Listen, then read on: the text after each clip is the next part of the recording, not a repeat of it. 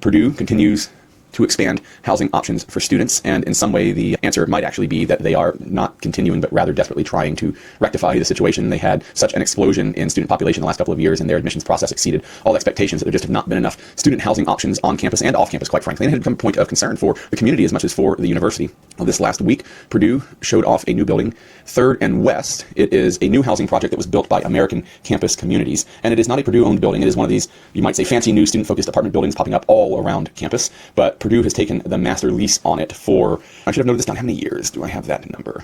2 years. So they have the master lease for 2 years where they're going to lease all 401 apartments in the facility. It's 325,000 square feet, 5 stories. We will be able to fit 984 students. And being that this is not your typical dorm, this is a private sector apartment building. It has many things in it that you would not have found in your dorm room when we were in college by any means. It does have 1, 2, and 4 bedroom units that have common areas, full kitchens. They have bathrooms, private baths, washers and dryers. In the complex, you have hammocks, study spaces. That's to be expected. There is a nice courtyard park area downstairs. They even have yoga rooms. Did I mention yoga rooms? So 151 apartment buildings across 81 cities that have colleges in them, owned by American Campus Community, and they also own here in West Lafayette, Chauncey Square, and Campus Edge. Campus Edge being one of the higher high-rises at 10 stories. That's obviously not a high-rise, but it is in West Lafayette.